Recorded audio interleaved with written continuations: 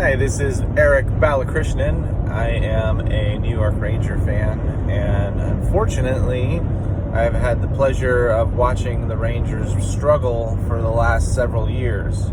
Since 2009 or something like that, 2010, when the Rangers went to the Stanley Cup to play the Los Angeles Kings and lost. And that was a heartbreaking loss. Thought we had a really good team that year. I thought we could probably go all the way, which we did almost, with the exception of really struggling against Anze Kopitar and his team. Jonathan Quick stole several games from us, just being a phenomenal goaltender that year. And unfortunately, we got the wrong end of several penalties that cost us several games. So we ended up losing in, I think, 4 games. Not what we wanted to see. So fast forward to last year, or was the year before, I guess, and we sign on Artemi Panarin. Mika Zibanejad is taking steps forward. In fact, he's taking giant leaps and bounds forward in the way he played last year. I think he scored about 55 goals or 55 points in 65 games, or something like that, pretty close to that.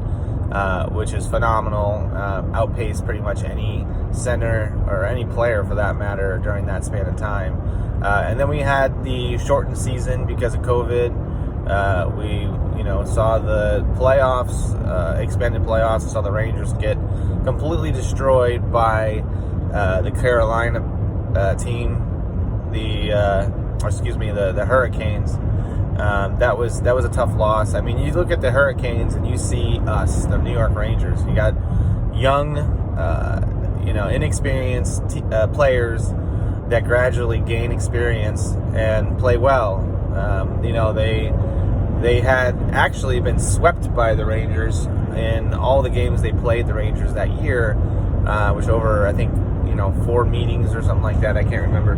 But unfortunately, we got killed by them as a revenge in the playoff bubble. So it was frustrating to see the Rangers get booted from the playoffs in the first round, but at the same time we got the ultimate prize, consolatory prize, which was the arrival of Lafreniere. So you talk about a consolation prize, I guess that's the word I was looking for. Looking at what we got in the first round, first overall pick in the first round, Alexis Lafreniere is going to be a phenomenal player, but also young. Capo Caco, came to the organization a couple years ago, year before last, and he's very young. Just started to see him kind of take off and really start putting some pressure on the coaches to find a spot in the top 6 for him. With all this talent on this team, it's obvious that you can see Coach Quinn, circulate all the different spots and move the lines all over the place in order to find out which ones are going to be the most successful and which players are going to fit in which spot. So, it's good to see this young team, similar like the Hurricanes, start to get traction. I do believe they're going to be competitive like the Hurricanes were in year 2 and year 3. But we're still probably about a year or too soon right now. We need probably another year of our team gelling, trying to keep the lines intact as much as possible. We look at the lines, and over the course of the season, they flip-flopped pretty drastically. And unfortunately, they haven't had a lot of success by doing that. We saw Kako being moved several different places amongst his line mates, being the first line, the second line, and even seen him in the third line too as well, especially before the last, week or so. He was playing alongside Strome for a while, which was good, and Panarin, and you could see that was a good combination for them. They were playing very well. I saw him play with a lot of confidence, and I kind of liked where he was going, and it looked like he was going to be maybe pushing for a spot to stay in that top 6. But that was an easier decision to make with Kreider struggling. So, you got Kreider on the left side, and you got Kakko usually on the right side. So it made sense for them to originally start playing together, and then we realized, it's not really a great position for Kakko to be playing with Kreider. So they put him on the line with Panarin and Strome, and then dumped Kreider onto line 3, which would have been with Hedl and Di Giuseppe.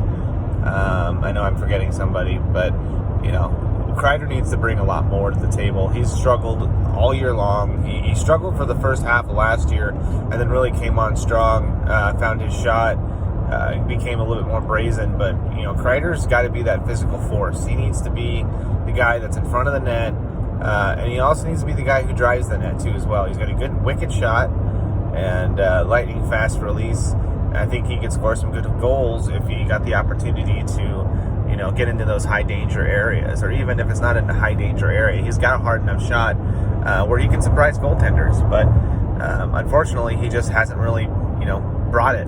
He hasn't been as effective as he was last year, especially towards the latter portion of the year. And he's not the only one. We saw Mika Zibanejad has really been struggled. He just scored his 3rd goal this season, and unfortunately, he is just kind of slumping. You see him, and how he carries himself with a lot of confidence. He's a quick skater. He's got excellent hands, one of the best stick handlers in the game as far as I'm concerned and what I've seen. And he's really, really good defensively, and he back checks like crazy. So I think that they have sacrificed his offensive game for the sake of defense a little bit too much. Having your centers play that defensive 200-foot game can wear on a player, and obviously has been affecting him and his ability to create those high danger opportunities and high percentage scoring opportunities like we saw last year. Last year he was phenomenal. His backhand was on point. Almost every single goal was the same exact goal. Him on a breakaway, freezing the goaltender, and then going forehand, backhand, and then top shelf, top left, top bar down. So I think that game's coming. If Mika can get back to his form, and you can see Kreider starting to pick up steam a little bit, putting a lot of effort in getting him to the front of the net, which is where we need him. We've seen a couple deflections from him going in, and then we've seen his rebound skills with that long stick. So he has a huge opportunity, and that line has a huge opportunity between Mika Zibanejad and Lafreniere and whoever ends up playing on that right side. I think it sucks when you have Buchnevich slumping a little bit too as well. I don't think the answer is for Quinn to bench him. I think that was a bad decision. These lines need time to gel and build chemistry with each other, and if you keep punishing them for making a bad play, they'll continuously second guess themselves, and their confidence will struggle, will suffer. So I think he needs to leave the lines alone a little bit more, and I think he needs to give Lafreniere an opportunity to play in that second line or first line alongside with some good talent, and that may be with Panarin and the whole Vladimir Putin situation. That's very unfortunate. The fact that we're losing him for an indefinite amount of time is extremely dangerous to to the youngster's growth potential. He was a leader in the locker room. He was a leader on the ice, best player on the ice almost at any given time. Wasn't great defensively, but man, he could create some amazing offense, and he had fantastic playmaking abilities. So that's going to hurt.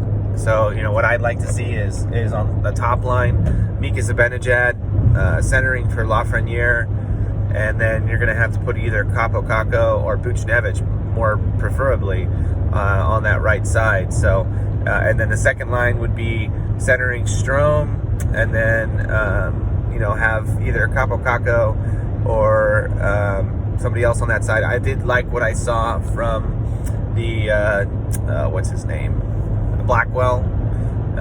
He's played well since he's been here. You can see what he brings to the team, and I think he could be used in like the third line situation, or even moved up if he needs to be. But I think that if we can get Kreider playing to where he needs to be playing at, the level he needs to be playing at, and then we get Mika Zibanejad playing at the level he needs to be playing at, I think we can possibly make a run this year and give the youngsters an opportunity to see what winning hockey looks like. So, I watched the game against the Caps. For whatever reason, they seemed to bring it against the Caps, and that was a good way of judging how the team's going to play going forward. So, I think they played very, very well. They played with defensive structure. Their forechecking was on point. I thought the goaltender did a really good job. Georgiev did a really good job. I think even Shersky is going to do a really good job during the next series too as well when we get back to playing him. But for whatever reason, Georgiev really plays well against Washington. So I think that he's got some good talent. Once again, he needs to work on his confidence. And he needs both of them really. Both Shersky and Georgiev needs to stop giving up the 5-hole goals. I can't tell you how many of those goals I've seen recently, and it's just frustrating to watch. I don't like seeing it. To me, it's just lazy goaltending. It's not showing attention to detail, and they need to do that. So I think that we'll see them improve, and I have seen them improve, especially Igor, but they have a long way to go. So a combination of good goaltending and then some good top-line play with obviously what we've been getting, which is the secondary scoring from the bottom six. Rooney is played really well. Blackwell has played really well. The arrival and the return of Philip Hedl is going to be greatly appreciated. I think Hedl was right in the middle of a breakout year, so and we definitely need help from the center's position. So I think if we can get Hedl back, that'll help a lot. Hopefully Capo Caco is back from his COVID positive test, whatever you want to call it, suspension or leave of absence, and I don't think he had any symptoms, so he should be back. So we're just going to be down, it looks like, Trouba with that broken thumb, and Panarin obviously for undisclosed amount of time. Hopefully Panarin gets that sorted out. The whole Putin situation is disgusting. You hate to see that, but at the same time, I'm glad that the team is really standing behind Panarin and giving them the benefit of the doubt, because this guy is a phenomenal hockey player, as well as a phenomenal leader in the locker room, and even off the ice. I mean, the way he talks to people, I couldn't imagine him treating anybody with anything but respect. So personally, obviously, I don't know what happened, but I don't believe that he did anything wrong, or this 18-year-old was beat up like they claimed. It could be wrong, but I just don't see that in Panarin's character. He just is a phenomenal player, always smiling, always happy. I don't believe that for a second. So shame on you, Vladimir Putin, and shame on your KHL associate Navakov, or whatever the hell his name is. He's flat out lying, trying to smear Panarin's name, and I just don't think it's going to work. So it's a little surprising that he actually took off and even gave this the attention that it did get. I fully anticipated him staying in the U.S. and telling the guy, this is false. You need to prove me wrong, or show me I'm a criminal if that is indeed what you're claiming. So I don't think there's anything they're going to find that shows Panarin did anything wrong. So it's good to know that we'll probably get him back sooner than later. But man, if he ends up leaving for an undisclosed amount of time and doesn't come back until the end of the season, or until next season, obviously he's got his family there, and he's concerned for their well-being and their health and safety. So God bless him and his family and keep them safe, and hopefully we'll see him again soon. But the Rangers obviously it's still, life goes on. The season doesn't stop just because of what's going on with him. It's unfortunate, but and I do, like I said, like the way that the Rangers have stood behind him and publicly stated that they don't believe that these allegations are true, and we'll be working directly with Panarin to locate the accuser and find out what's going on. But the Rangers, like I said, obviously are going to be without him for a period of time, so they need to be prepared to do that and practice as if they're not going to have him. And it looks like they're doing that. It's good to see a lot of the teams start practicing at Lake Tahoe, and a couple of the games going on in Lake Tahoe. That's pretty cool to see that. And hopefully the Rangers get an opportunity to play a game like that, because it's just the outside games, the winter classics. Those are just so much fun to watch. Probably not great for the fun, not as much fun for the players to play when it comes to those kinds of conditions. But man, it would be fun to see them play for sure. But either way, the Rangers got some work to do. They're going to have to continue to try to do well on faceoffs. I think they were over 68%, 67% the other day between the game with the Washington Capitals and the Philadelphia Flyers. Both of those games were well over 50% on the faceoff circle, so that's good. We like to see that. And like I said, we need to keep with the putting pucks on net and getting as many shots as you possibly can, so that we can anticipate the opportunity for a rebound to get put in, or a tip, or any of that. You can't score a goal unless you shoot the puck. So if they keep on playing the way they did against Washington, against Philadelphia, even the Boston game. I mean, the Boston games, they lost both games. One of them was in overtime, but they played really, really well against one of the best teams in the NHL. Same with the Capitals. They beat the Capitals 4-1, I believe, is what the last ending score was. I mean, that's no small feat. I mean, they keep that team off the score sheet, and then they really did. I mean, they did score one goal, but at the same time, it was a fluky goal. It just happened to squeeze underneath Shirtskinen's his glove and above his pad, and it just beat him. He wasn't prepared for the shot. So other than that, they really didn't have that many opportunities. I think they only had like 27 shots on goal or something like that. The Rangers blocked a lot of shots, and Washington did too as well. But either way, the style of play, the effort, that's really what we need, the effort. They got to try to win those individual puck battles. They got to try to get to the puck before the opposition. Forward checking is all about effort too as well. They have to really push and try to put pressure on the teams in order for them to make a mistake, do a giveaway and give away the puck, pass the puck the wrong way or to the wrong person or the wrong location, and give them an opportunity to turn over the puck before the blue line or even before the red line. So I thought they did that really well over the last week or 2 weeks. So I think if they continue with that, they'll have an opportunity to do well and get some points back. But they have to finish games. They can't just play well for two periods, and 60 minutes needs to be the effort for the entire game. They need 60 minutes of effort, not 15, not 30, not 45. It needs to be 60 minutes. So we'll see. I'm definitely excited about it.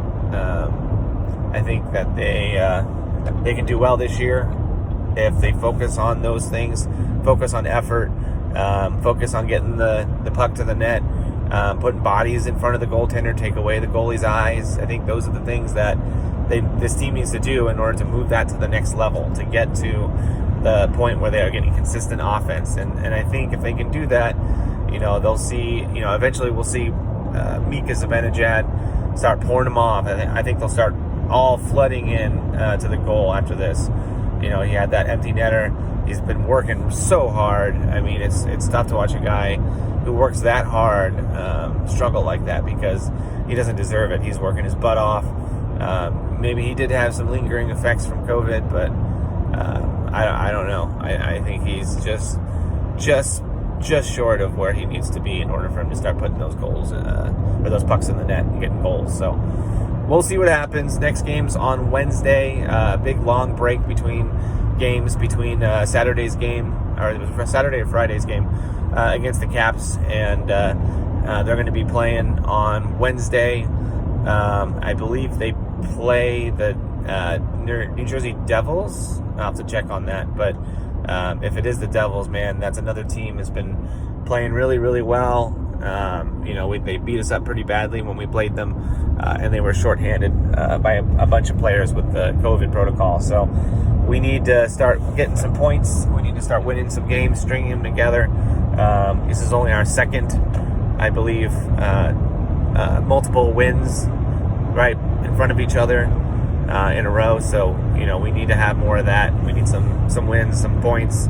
Currently, we're like second to last place right now, but I believe they're 2 points out of a playoff spot. So we got some work to do. It's a hard division, obviously. So, those games are always going to be hard. They're not going to get any easier. We just got to figure out how to play better in those circumstances. So I do believe, honestly, that if we play well this year and get efficient or proficient at playing these monster teams like Boston and the Flyers and the Caps, because we have such a monster division. I think next year when we start playing interconference games a little bit more, I think we'll be playing a lot better, and that'll our fruits of our labor will start showing. So let's hope so. Obviously this is my first video, so be nice, be kind, and obviously post your comments down at the bottom. Let me know what you think, how you feel about everything, and go Rangers. Let's turn this season around.